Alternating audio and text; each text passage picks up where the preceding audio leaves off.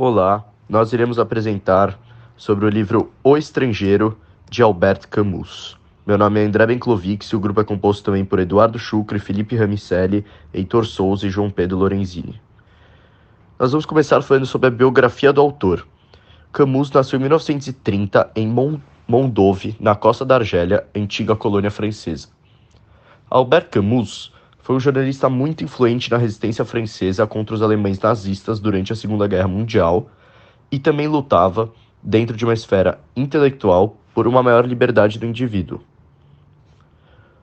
O livro foi publicado em 1942, em plena Segunda Guerra Mundial. Em 1957, Camus recebeu o Prêmio Nobel de Literatura pelo reconhecimento de suas importantes produções literárias.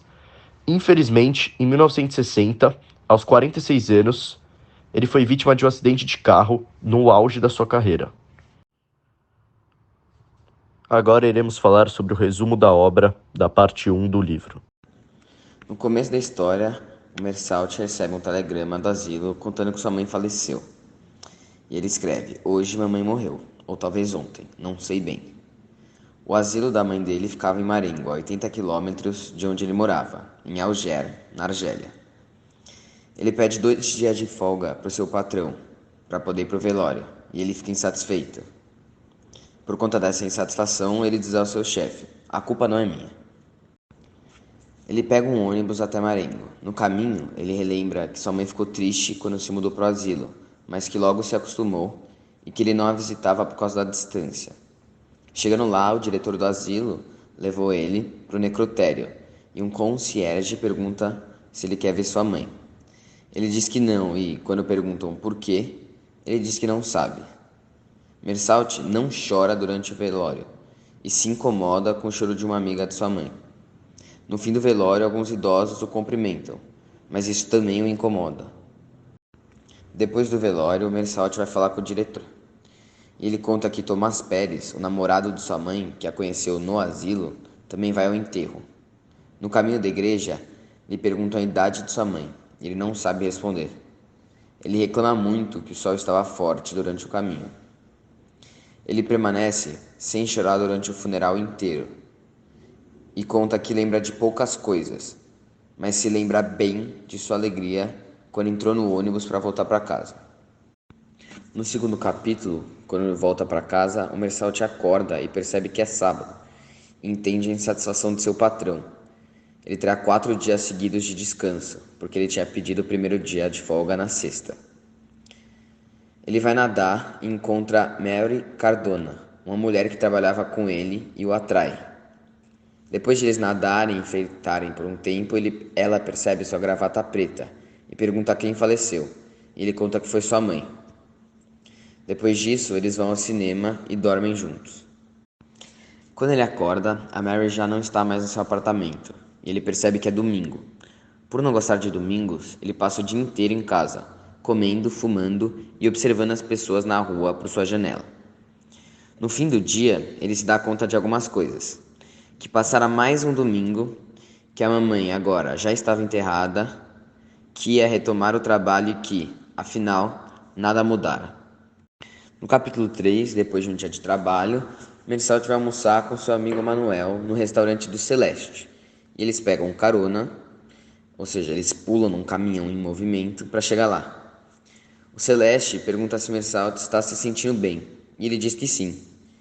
No dia seguinte, ele encontra seu vizinho, o velho Salamano, junto de seu cachorro.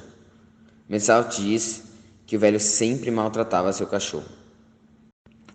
Ele também encontra seu outro vizinho, o Raimundo Sintés. Dizem que ele vive à custa das mulheres, mas alega ser comerciante. O Mersalt vai jantar na casa de Raimundo. Seu vizinho pergunta a ele se tem pena da situação de Salamano e seu cachorro, e ele diz que não. Raimundo conta sobre uma briga que teve com o irmão de um amante e pede ajuda de Mersalt para escrever-lhe uma carta. O vizinho diz que Mersalt era seu amigo, mas para Mersalt tanto fazia a amizade dele. O Raimundo comenta sobre a morte de sua mãe e ambos concordam que era algo que, cedo ou tarde, tinha que acontecer. No capítulo 4, num sábado, Mersalt e a Mary se encontram e ele a deseja. Depois do encontro, ela dorme na casa dele. No dia seguinte, a Mary ainda está na casa dele e ele escuta a voz de uma mulher na casa de Raimundo e também ouve o Salamano maltratando seu cachorro novamente.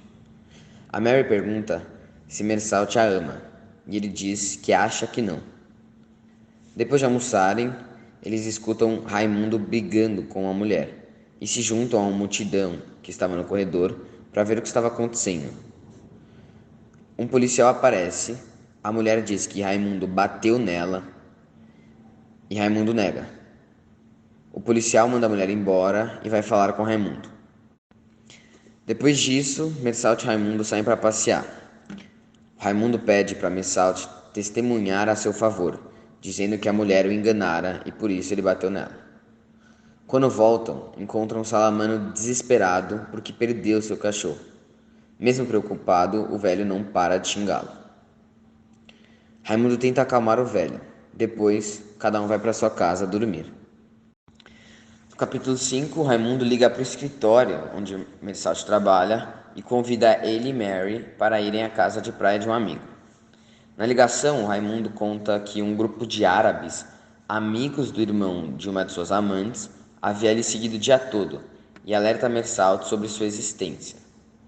Após a ligação, o chefe de Mersalt lhe propõe uma transferência para um escritório que ele pretendia abrir em Paris.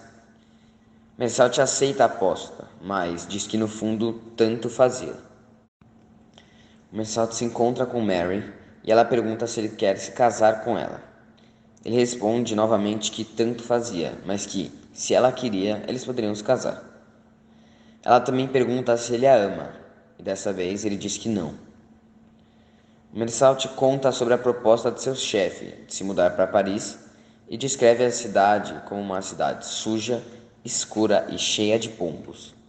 Chegando em casa, Mersalt encontra o velho Salamano, que diz que seu cão se perdeu. O protagonista diz ao velho que ele poderia arranjar outro cão, mas o velho diz que estava habituado àquele. Salamano então conta a sua história, dizendo que o cão virou sua companhia após a morte de sua mãe. Ele diz que a mãe de Mersalt gostava do cachorro e que algumas pessoas do bairro haviam lhe criticado por mandar sua mãe para o asilo. Raimundo, Mersalt e Mary vão à praia. No caminho, eles veem o grupo de árabes do qual Raimundo havia falado anteriormente. Chegando na casa de Masson, o amigo de Raimundo, Mary ri com a mulher dele e Mersalt sente, pela primeira vez, que vai se casar. Depois de passear, as mulheres vão para casa e os homens vão caminhar na praia. Lá, encontram dois árabes daquele grupo. Raimundo começa a brigar com o irmão de sua amante e Masson briga com outro árabe, enquanto Mersalt apenas assiste. Os árabes estavam perdendo a briga, até que um puxou uma faca e esfaqueou o braço de Raimundo. Então, os árabes fugiram. Depois de um tempo em casa, Mersalt e Raimundo voltam a caminhar e encontram novamente os dois árabes no fim da praia.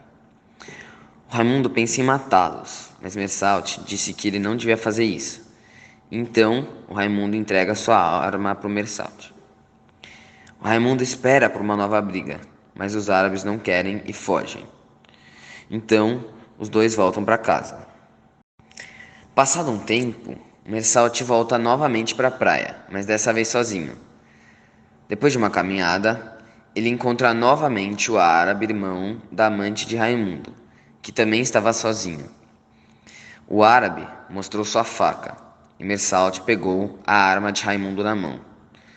Por conta do sol forte e do calor, Mersalt se desequilibrou e deu um passo para frente. Com isso, o árabe recuou e despertou um instinto de reação no protagonista. Por conta disso, ele dá um tiro no árabe e, depois de ele morrer, atira mais 4 vezes em seu corpo caído no chão. Podemos ver um sentimento de indiferença em Mersalt. Para ele, tudo tanto faz. Tanto faz se casar com Mary, tanto faz ser transferido para Paris, uma cidade que ficava em um continente diferente de onde ele morava. Ele também não sabe que dia é.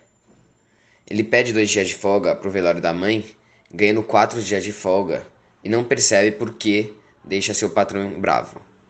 Ele acorda e, quando percebe que é domingo, fica bravo, e por isso fica em casa observando as pessoas na rua e esperando o tempo passar. Relação de Mersot com a morte da mãe. Mersot transmite a ideia de aceitar a morte, principalmente no trecho em que diz: Hoje, mamãe morreu. Ou talvez ontem, não sei bem. A principal conclusão é que tanto faz que dia ela morreu, pois afinal todos nós vamos morrer, em diferença com a morte.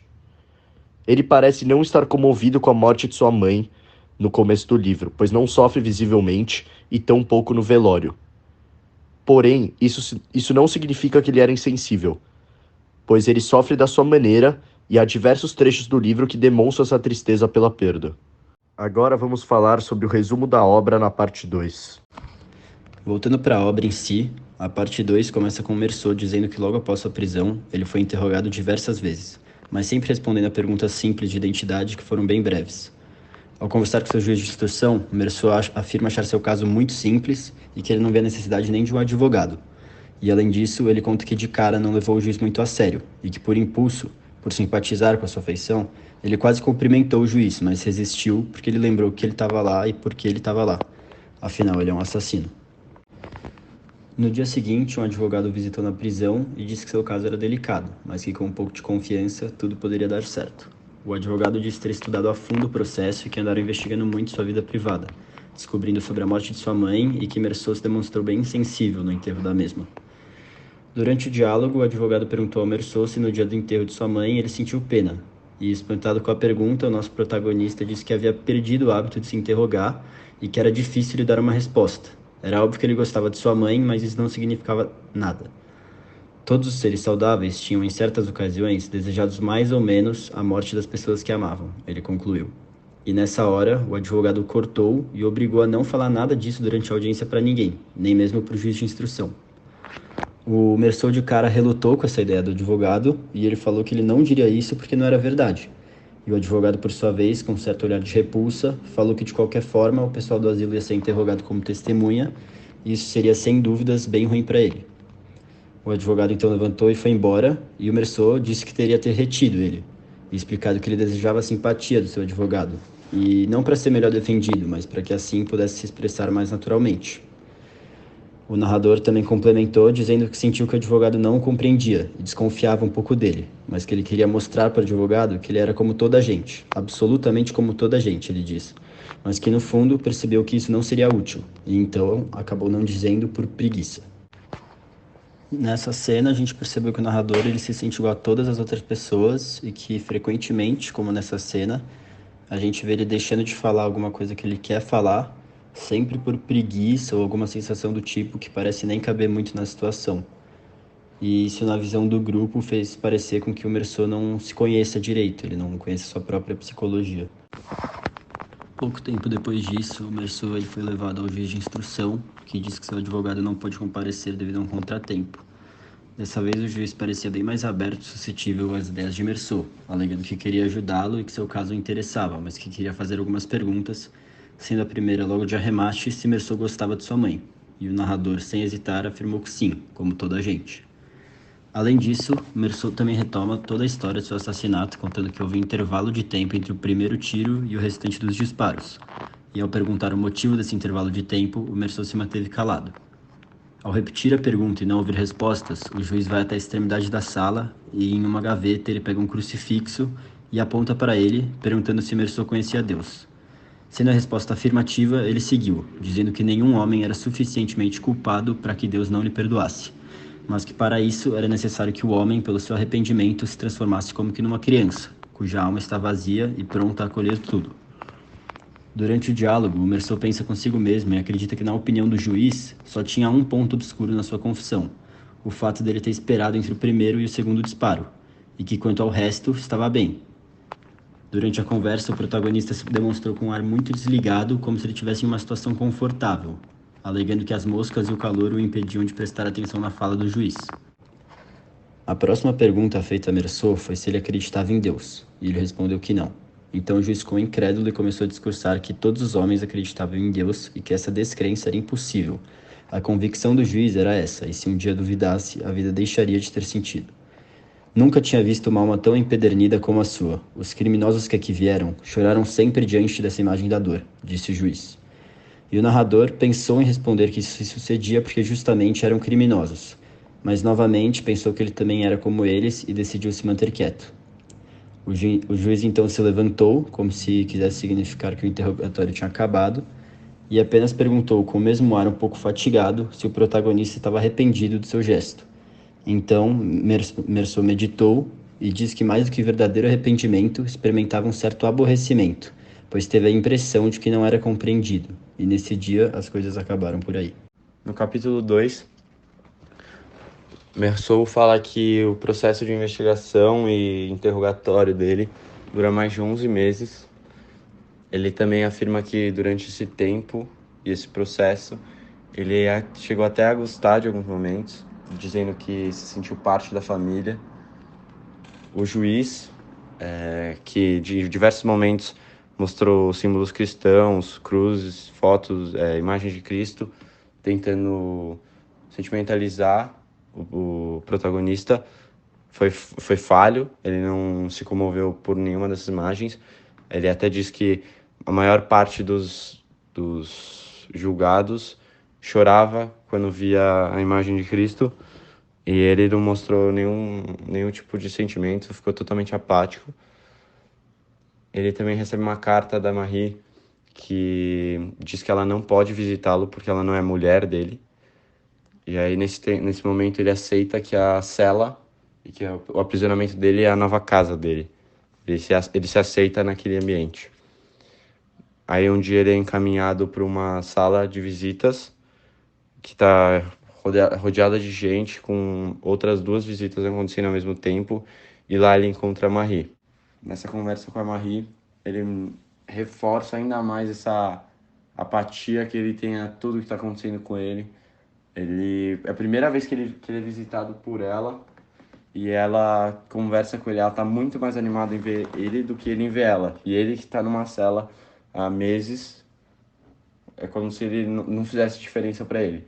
Tudo que ela fala, ele responde com sim ou não, respostas muito sucintas, diretas, quase como se ele quisesse terminar a conversa.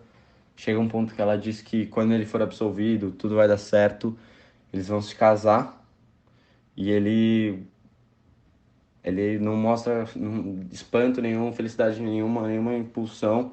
Ele só diz, você acha? E segue a conversa. Outra coisa que demonstra essa falta de ansiedade, de vontade dessa conversa, é que ele presta mais atenção aos arredores nas conversas das outras 2 visitas do que na própria. Ele consegue até repetir, entender o que está acontecendo nas conversas dos outros, presta atenção nos árabes que estão nas outras celas ao redor, no barulho, no ambiente da sala, na luz, na luminosidade da sala, todos esses tipos de coisas que supostamente seriam irrelevantes para alguém que está com muita saudade do amor da vida dela, ele completamente ignora. No capítulo 3, a gente consegue observar novamente essa neutralidade, essa perda de sentimentos que ele começa a ganhar, quando ele diz que ele relata que por meses ele sentiu saudades, sentimentos que normais, né, se diria, que é a vontade de nadar. Ele começou a sentir, querer ver as plantas molhadas, sentir a terra molhada da chuva, ouvir o som da chuva com uma paisagem natural. Ele passa a ter apenas pensamento de prisioneiro. Nenhuma novidade, acorda, almoça, vai para o pátio, janta, dorme. E isso se repete por muito tempo. Ele passa a viver, praticamente ele vira... é controlado pela rotina e não tem mais pensamentos próprios. Ele também começa a sentir muitos desejos sexuais, não só pela Marie, ele começa a ter por mulheres em geral da vida dele. Isso é agonizante, porque ele não pode expressar e extravasar esse sentimento, mas ao mesmo tempo distraiu ele e ajudou a passar o tempo durante os dias que ele esteve na prisão. Ele também vira colega de um dos guardas, começa a conversar com ele de vez em quando. Outra coisa que ele mostra bastante no capítulo 3 é essa ingenuidade, inocência que ele mostra ao longo do livro, quando ele pergunta se pode comprar, levar os pertences dele para a cela, tipo maços de cigarro e etc. Algo que toda a população já esperava que não, ele é meio alienado a muitas coisas que acontecem a ele, não só nesse momento do livro, mas em muitos momentos. Ele disse também que essa falta dos cigarros foi terrível no começo, ele até mordia uma madeira, mas que depois de um tempo ele parou de sentir essa falta e ele percebeu, só aí que ele percebeu que que também fazia parte da punição pelo crime que ele cometeu. Também, para passar o tempo, ele passou a usar as recordações e lembranças dele da vida antes da cadeia para imaginar e lembrar de cada parte do quarto dele, cada detalhe, cada remédio na prateleira, cada ranhura na gaveta, cada mancha de tinta na parede. Isso foi ajudando ele a passar o tempo. Ele imaginava os mínimos detalhes de tudo e isso ajudou bastante ele a passar o tempo dele. Ele também relata sobre o sono. Quando ele chegou, era terrível, que ele não conseguia dormir direito nem à noite. Isso foi melhorando com o tempo.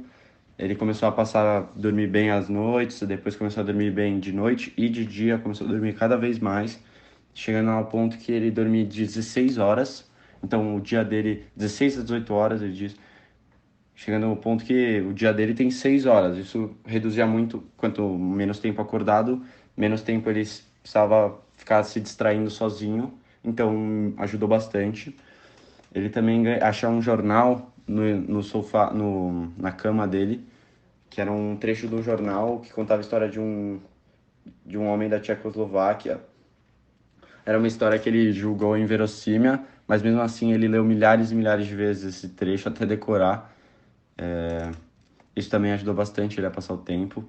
Ele sentiu uma falta de sentimentalismo dele, ele parou de sentir as coisas de verdade, ao ponto que ele chega no espelho para sorrir, ele olha o sorriso dele e vê que, mesmo sem um sorriso, ele sente o ar triste e sério. Com isso, o tempo foi passando e o dia final do julgamento cada vez mais foi se aproximando. Bem, o dia do julgamento chegou, ele entra na sala, ele fica perplexo com o número de pessoas que tinham lá, muitas pessoas que ele não tinha visto, o júri, vários jornalistas. Ele demora para compreender que quem mobilizou e fez com que aquelas pessoas estivessem lá direta e indiretamente foi ele. Então ele é o centro daquela sala. Os jornais que estavam presentes estão lá porque no verão as notícias tem poucas notícias, são notícias mornas, então eles precisam de mais matéria. Então estava cheio de jornalista. O julgamento segue, o juiz vai questionando, confirmando as histórias, tipo, isso aconteceu, certo? Ele diz assim, sim, senhor presidente. E assim foi indo, como o advogado tinha lhe instruído a fazer, e ele continuou fazendo isso por um tempo bem longo, até repassar a história inteira do caso. Chega a um ponto que o juiz ele fala que vai falar sobre algumas questões estranhas, e aí nessa hora o Meursault já sabe do que se trata, ele sabe que vão falar da mãe dele, do velório, do enterro, do asilo. Isso não deixa ele feliz, ele fica aborrecido. E aí ele começam a questionar os motivos dele ter mandado a mãe pro asilo, qual que era a relação dele com ela. E ele diz que ele mandou ela pro asilo porque ele não tinha condição financeira nem tempo para manter ela com ele.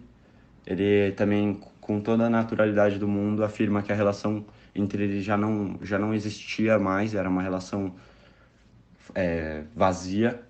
Ele até fala a frase que nem eu nem ela esperávamos alguma coisa do outro, nem aliás de ninguém. Os dois havíamos habituados às nossas novas vidas. Basicamente, não tinha nenhuma dependência, nenhum sentimentalismo entre eles, e isso causa um incômodo na sala inteira do julgamento. Bom, então o capítulo 4 basicamente começa com o diretor do asilo indo testemunhar no julgamento. E o diretor, ele diz que a mãe, ela se queixava muito do Meursault, mas apesar dele ser normal, né, ela reclamava, mas falava que ele era normal. E ele fala que no enterro da mãe, o Meursault não quis ver o corpo da mãe, não expressou nenhuma reação. Ele ficou praticamente apático à morte da mãe. E outra testemunha, que foi uma agente da funerária, disse que ele não sabia a idade da mãe, não sabia, tipo, ele era meio apático, meio distante da mãe, assim. E aí, enquanto isso acontece, o Meursault, ele se sente detestado por todo mundo que tá na sala, chegando a quase chorar, né? Ele se sente muito deprimido, ficou muito abalado com isso. E é nessa hora que ele vai se entender e se pensar como o culpado do crime que ele cometeu. Além disso, durante o julgamento, o procurador, ele questiona se o Meursault tinha a intenção de matar o árabe, se ele tinha ido lá só atrás disso. E o Meursault diz que não, que foi o acaso que levou ele até a vítima. E com essa resposta, o procurador, ele conclui a argumentação dele. Aí depois disso a sessão é suspendida para eles depois escutarem algumas testemunhas, e aí a cada testemunha que passa a situação fica mais complicada, e até a chegada do Celeste, né, que era um amigo do Meursault, que fica falando da amizade, que eles iam assistir as corridas e tudo.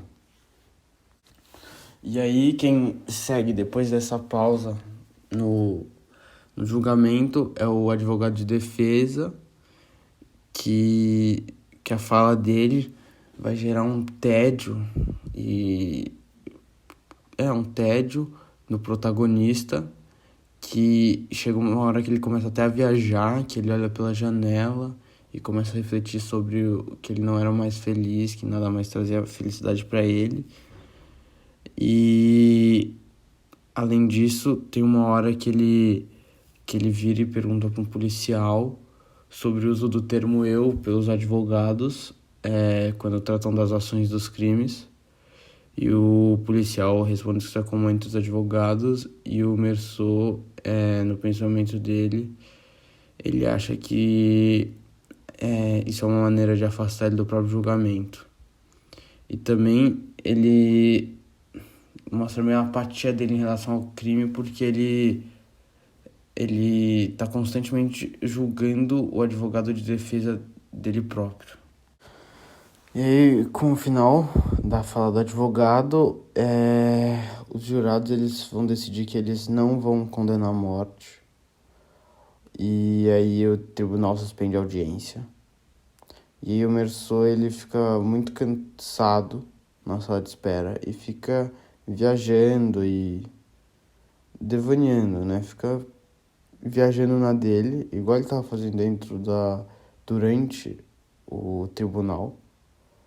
E aí depois eles voltam pra sala e aí o Meursault, ele é levado a uma outra sala junto ao seu advogado com jurados. E aí nessa hora o jurado acreditava muito que o resultado seria positivo. E aí ele espera por bastante tempo e depois eles falam que vão chamar o Meursault quando a sentença dele fosse pronunciada.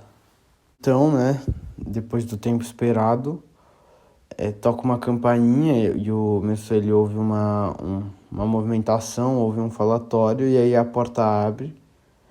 E aí quando ele entra na sala tem algum ar de diferente na sala, ele percebe uma diferença.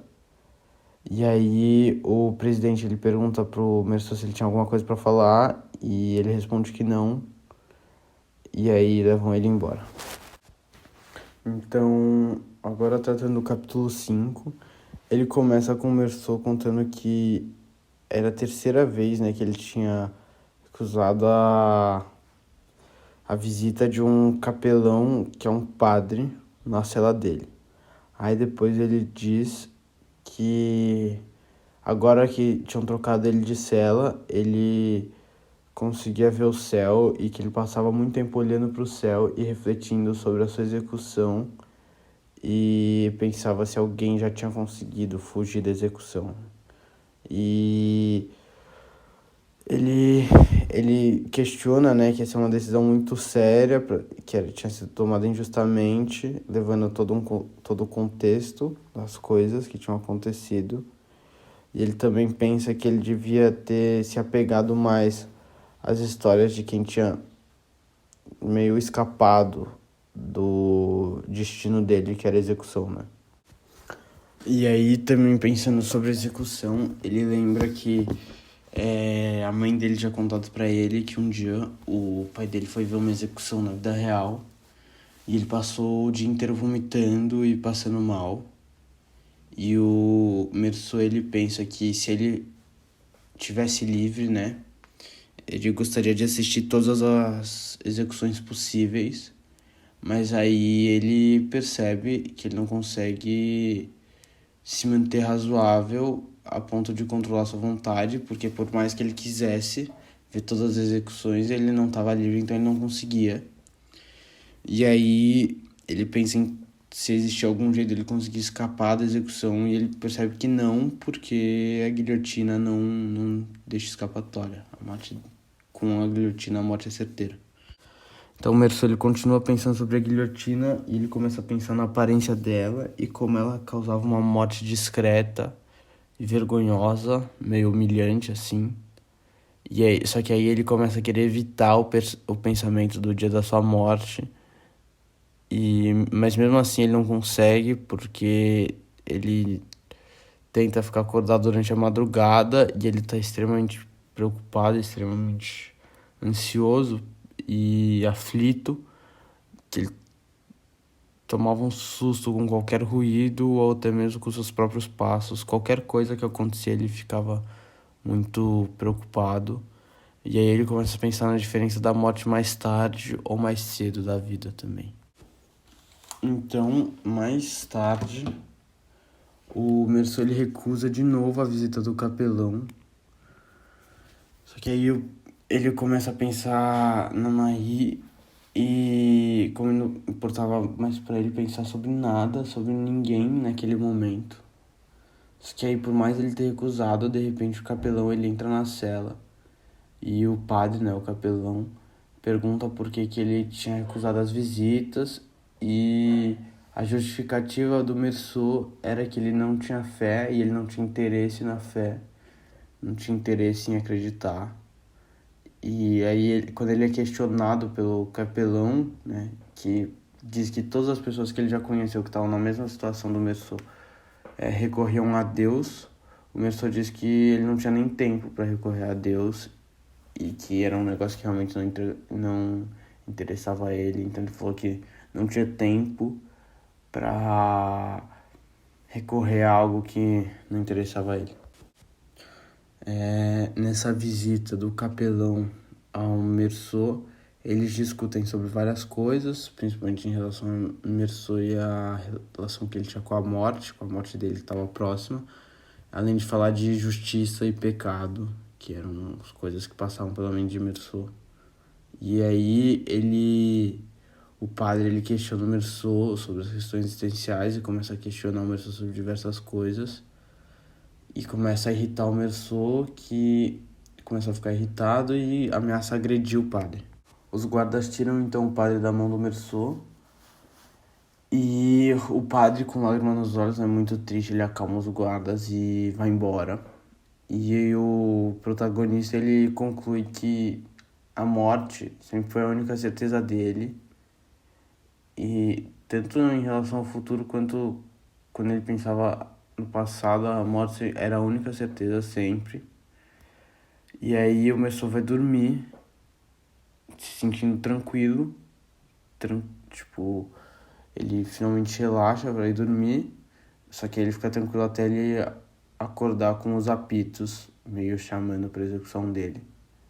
E nessa hora ele lembra da mãe e ele pensa que ele era feliz e tinha sido feliz e que o sentimento dele meio frente à morte não era dos piores, porque ele se sentia feliz, basicamente. Com isso, o livro acaba aqui e eu vou fazer uma breve relação da obra com o existencialismo. Assim como no existencialismo, para Camus, o indivíduo nasce sem propósito e ele tem a responsabilidade, como ser vivo, de tomar decisões e fazer suas escolhas para mudar seu caráter e construir sua própria vida. E para o mesmo, já que não há sentido na vida, o indivíduo vive em liberdade. No livro, Camus transparece sua visão sobre o sentido da vida na pele de Meursault, que só passa a viver verdadeiramente quando percebe que vai morrer em função de suas ações. Dessa forma, ele reconhece que sua vida não tem sentido e, portanto, sua existência é absurda.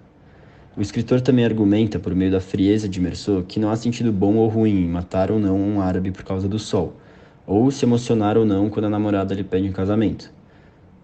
Lógico que o filósofo também não queria encorajar ninguém a sair atirando na rua, matando outras pessoas, mas o que ele quer dizer mesmo é que nesse vazio existencial, o indivíduo pode dar sentido ao que ele bem entende, até mesmo ao absurdo.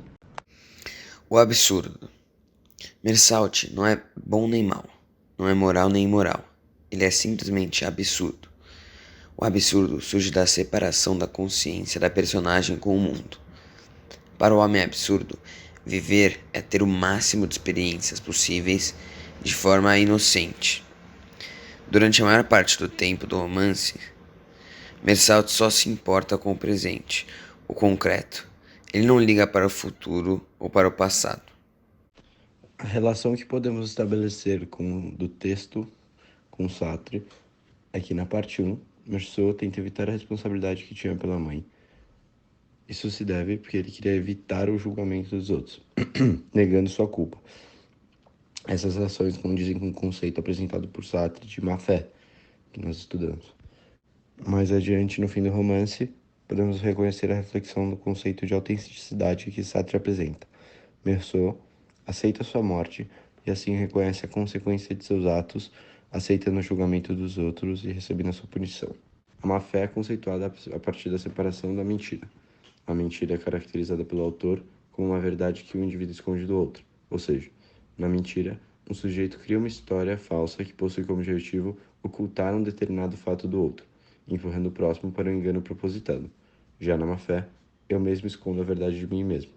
A dualidade entre enganado e enganador que marca a mentira é extinta, existindo apenas uma consciência que mascara de si mesmo uma verdade.